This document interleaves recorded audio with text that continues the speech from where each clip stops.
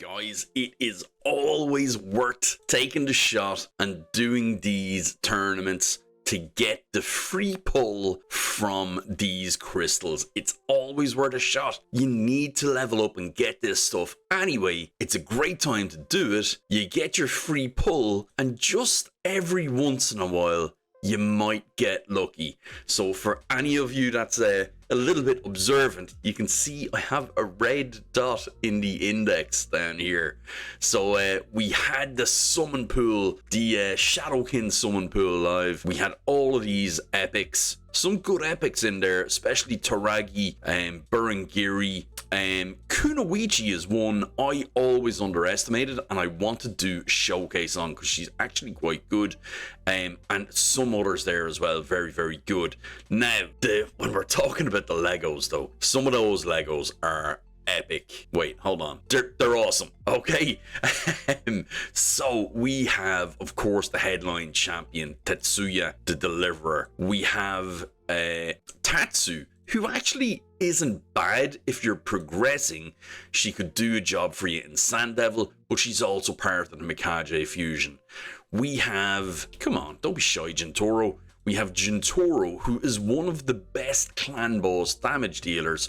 Also has 100% turn meter reduction. Also has, where are we? Decreased defense and weaken on the one skill as well. And every 5 times does an extra, every 4th time will attack 5 times with that skill instead of just once. Really good champion, not very rated for anything outside the clan boss. Michinaki, who was always one of my favorites, excellent champion. Love this head detail here, that's pretty cool. Hex, decreased defense, steel, decrease attack as well, I think. The Queen of Speed, or one of the Queens of Speed, Lady Kimi. We have Arashi, who I don't have, HP Nuker. We have, it gets a little bit downhill then when we talk about Gamaran, but he is a post-death revive blocker, and the only one in the game that can do it. And Kyoku Den, who is probably one of the best ally protection champions in the game, with an extra turn mechanic, a decrease attack, a weaken, and a block damage on herself for 3 turns. Now, I skipped somebody when I was talking about all of them, didn't I? It's Harima. Let's go look. Let's go look at the red dot, guys. Let's see what it is. And we see the red dot is there on Harima. She came home, baby. Get a good build on her. I'll share where she's good, I'll show what she can do, and yeah, let's make a party out of this. Guys, I'm doing account takeovers, and if you'd like to take advantage of that, click on the link below to join my Discord, alright? Now, I'm also going to be prioritizing people who have used my exclusive download link. If you want to use that and get yourself a free Karato Fox Hunter, all you got to do is uninstall Plarium Play, click on the link below, set yourself up with a brand new account via a new email, and you play the tutorial, get yourself a free Karato Fox Hunter, and also get prioritized for account takeovers and reviews. Enjoy. So on the A1, she has a decrease attack, 50% chance booking to 75 with a 25 booking to 50 of an AoE decrease attack if it's critical. She also then attacks one enemy 3 times. Each hit decreases the target's defense by 5%. So by the 3rd hit, they're down to 85% of their defense. And that stacks up to a 30% reduction as well, okay? Also increases her damage by increasing her defense up to 100% as well.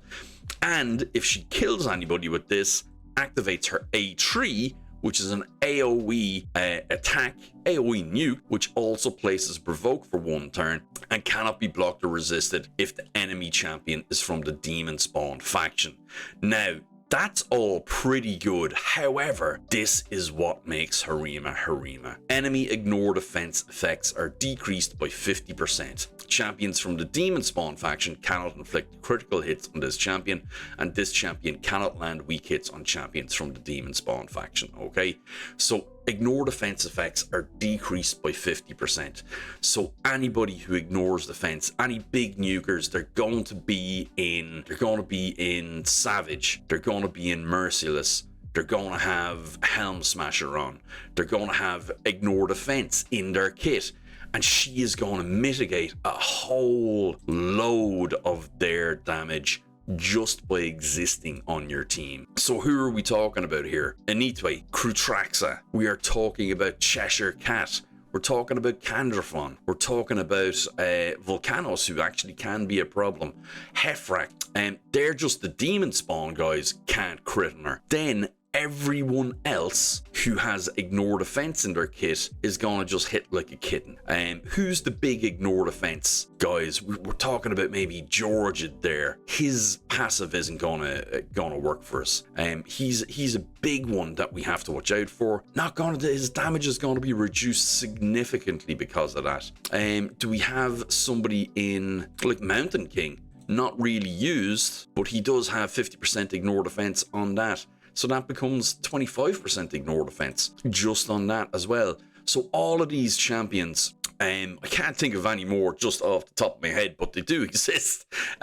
I know in High Elves we have the like of Royal Huntsman, who ignores defense by 100%. Even Barbarians, we have the likes of Alika, who ignores defense on her big nuke, and I'm trying to think, is there any Legos there? But Alika has a big nuke on this which ignores 50% of the target's defense, and that's boosted up to 100. She stops all of that happening and makes your team, not just her, way more survivable just by her existing on your team. So let's cut there. I'm going to build her up, I'm going to build her out. As you can see right here, let's have a look. We do not have her built yet at all, okay? So I'm going to build her out, going to showcase the build that I have her in. We're going to look at a couple of areas where she's really good, and we're going to take her for a little bit of a walk in arena and see how we get on, okay guys? So catch it in the next bit. Okay, so we have the build in place, guys. Now, we have options on this build as well, okay? So I have gone for nukage on this because I'm specifically thinking about arena, right? So we have to go with the classic 6-piece of Merciless. Now, I'm always conflicted about this because Merciless gives you all the attack stats. So it's plus 10 attack, plus 15 attack, but it also gives you crit damage, speed, and the Ignore Defense, okay? So do ignore that. Don't think to yourself that Merciless is only for attack champions. It's great for any nuker. It's probably the best nuking set. Like, if you think about it, Savage doesn't give you anything else other than Ignore Defense, but it's still one of the best nuking sets. So in this, you can just ignore those plus 10% or plus 25% attack and still equip it up to the defense or HP based nukers, okay? Now, so up to here is great, even up to the crit damage. 9 pieces would be great as well.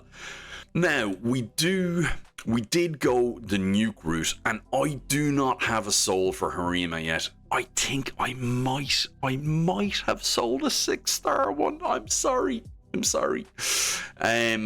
But yeah, so we have a couple of bits of pinpoint on her. We do have the option looking here of rolling up some Feral as well. So we have a good defensive piece of Feral. We have a good crit damage Feral piece, and then we do have, where is it? Yeah, we have this piece which has good defensive rolls as well. So that would be a way to go, and 3 pieces of Feral in there would give me plus 80 accuracy and plus 5% speed. And if I went with one more somewhere, you know, which would be tough, we'd lose out on our 6-piece of Merciless, so not worth doing that. But we could go with some of the pieces to get more accuracy in there over the pinpoint. Nothing wrong with pinpoint either, but it just gives me less accuracy, okay? It does give me a tad more speed. Now, so this is the build that we've gone with. We need to talk about relics next, but these are the stats. Speed 250, defense 4895, crit damage 255, and not quite crit cap because I have to run my masteries, okay? Now, relics, to my mind, without looking at the uber top tier mythical and legendary ones, there's 3 options maybe that we could go for, okay? So this isn't one of them. This, however, is, okay? So this will give us a defense boost. It will also increase our defense by 1% each time. Can you see that above my head? You can. It will also increase my defense by 1% each time I receive damage, which actually increases as well, so you can get it up to plus 20%. Now she also has that mechanic we said on the passive that increases, or on the A2 actually, which increases her defense by up to 100%. So you can get up to 120% there if you're using this as well. And then the gems in there, we can also do some nice things too, depending on what you have available. But it will give you the flat defense stat as well there straight away. So that's option number 1, and a very good option is Gilded Dragonstone. Now, the next one we have is the Mask of Rage. Okay, so defense, you'll get defense on your second stat on this, but does mean that you get 5% less damage from enemies under provoke. So if you're building your Harima with the accuracy to provoke, she's going to be able to take less damage from people for that reason, okay? So you're going to get HP, you're going to get defense, and you're going to get accuracy on that.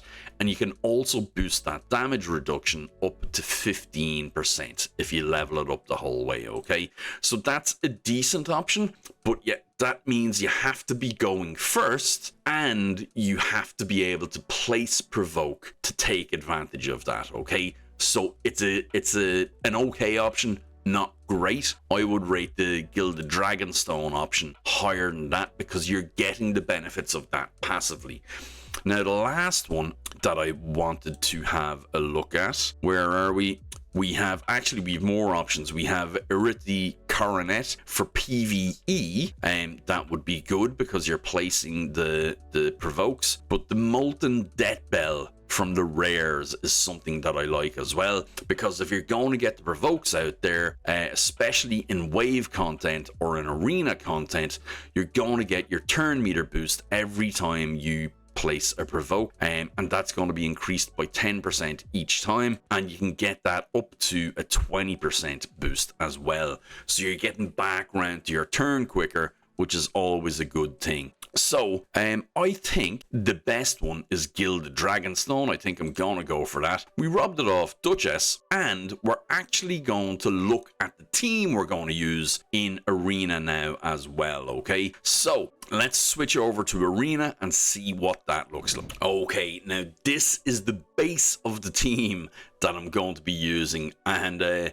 I just call this the incredibly annoying team. The passives are what makes this so annoying. So we all know UDK and his passive. He's going to jump in front of every attack, and he's going to take the hit instead of your other champions. So any single target nukers, you're going to be dealing with an ultra slow 2-turn stone skin UDK with retaliation, and they're going to have to get through that. Now, if we then look at our next passive, it's from Duchess. So she's going to provide a AoE damage reduction by 25%, plus Veil, which is also an AoE damage reduction by, by 15%. So that's a 40% damage reduction from AoE attacks on Duchess. She also gives us our block debuffs and a bit of a shield and a revive. So we're mitigating single target attacks with UDK. We're mitigating AoE with Duchess. We're reducing all of the ignore defense with Harima. And then for our fourth place, we have a couple of options there as well, okay? So to make, I'm talking about annoying options. One is Freya, who's a really recent champion and quite good. Actually, she's probably about a year old at this stage, if not more. But Freya Fate Weaver is her active effect here, okay? prevents the death of the ally with the highest crit damage except her when hit with a fatal hit, and heals them by 20% of their max HP and activates an instant turn effect on them. So that means that even if we have somebody who is able to do enough of an AoE attack to potentially kill Harima, all they're doing is giving her an instant turn, okay? So Freya would keep them alive, give Harima an instant turn, and she's potentially going to be able to wipe out the enemy team then. So that's option number 1 for the 4th slot. Option number 2 that I really like is another champion from another limited release, and that is, where has he gone? He was here just a second ago, guys. I had him. But it is Fatalis. Whenever I can find him, there he is. So Fatalis has a great passive as well, which means that this champion cannot receive critical hits while he's under a shield buff placed by himself, and he places a shield buff on himself at the end of every turn. So that makes him, in conjunction with all those other passives going on, it makes him incredibly hard to kill. People aren't getting the ignore defense on him. They can't single target hit him because UDK is going to be in the way, and Duchess is going to mitigate all of the AoE damage that he gets hit with. He can't be crit because he's going to have his shield up, and they even have to get rid of the shield before they can hit him properly. So that's a really, really good second nuker to have on the team as well. And that's a really annoying team. Now, another one would be to have UDK on there. So even though this is hard to get by, we can have UDK on there as the fragile person to be targeted. So if they do get by all of this, they'll kill UDK. He's just going to come back anyway and attack them. So that's another very good example. Rotos's passive is going to be very good there as well. We could go with a fast Emic to throw up shields and decrease cooldown, and unkillable and taunt. So if you think about taunt, it means he's only going to be able to target. So even with multi-hit skills to get past UDK's passive, they're only going to hit this guy, and he should have the unkillable on him. And by the way, his passive is going to drop the cooldown of a random skill on the attacker for 2 turns as well. Okay, he's also going to increase damage by 20% on allies whose health drops below 20% as well. So he's another good option. But I think for this one, I think what we'll do is we'll go with somebody who's going to increase our damage, give us a bit of a cleanse, and give us a load of boosts, and that's going to be Matrala. Okay, so Matrala, with everything she has going on, this team might be susceptible to oh, that was cheeky. So we've seen one way in which we're susceptible to damage there, and that was if the passive on UDK is blocked by sheep. Because if sheep is happening, the passive isn't working anyway. But what I was saying here about Matrala is she can get increased defense out onto our champions. She can also provide the Hex. She can also provide a strengthen, a shield, and a cleanse, an AoE cleanse, which is very important. So let's get the Hex out here. And what's going to happen with that is it's basically going to mean that we can't be trifled with. No, whenever they attack us and UDK gets in the way, whenever he gets out of sheep, they're going to get petrified. So yeah, it's going to just add to the frustration of fighting this team.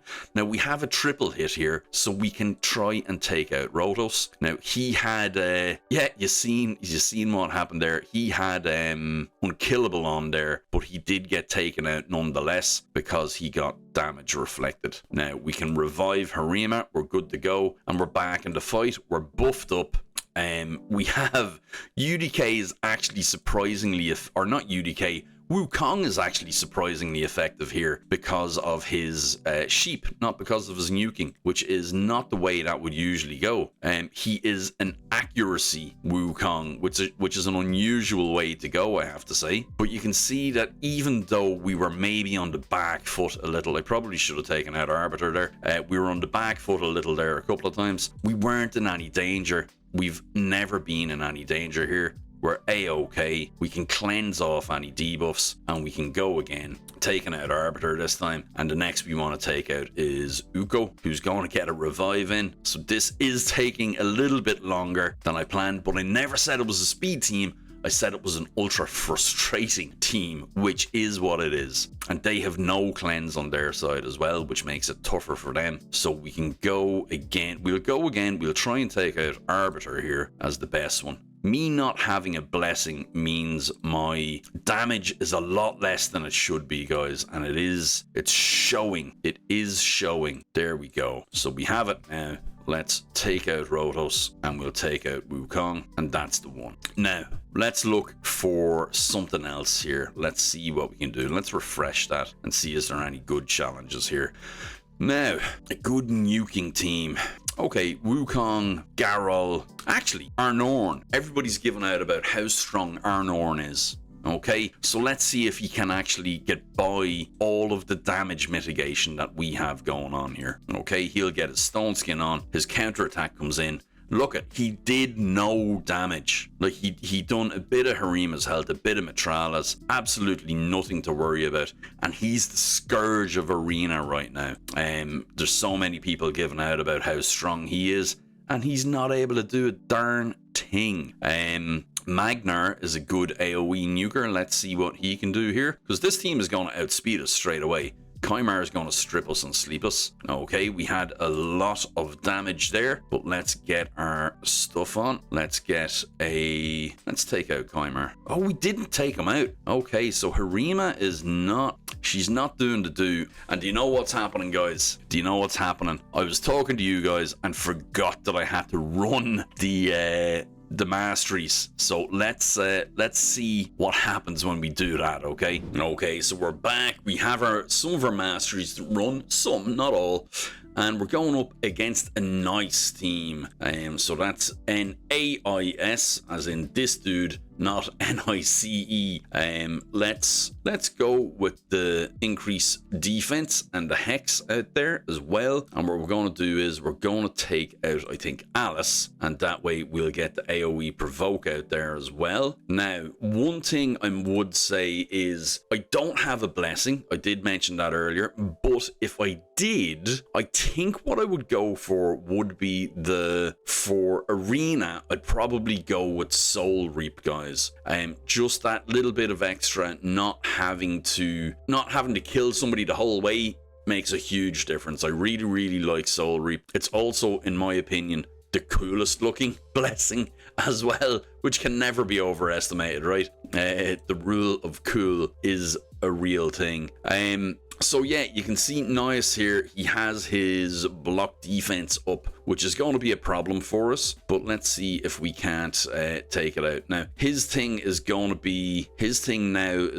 to be reviving by killing. So what we want to do is, his counterattack is a single target hit, which is absolutely fine, because UDK is going to be taking those hits, and he's not going to really be a problem there, okay? And now he's hexed, so that's why I like the hex combination there as well. Remember, this combo is all about annoying passives, so it's a frustrating team. It'll just stop people doing what they want to do as well.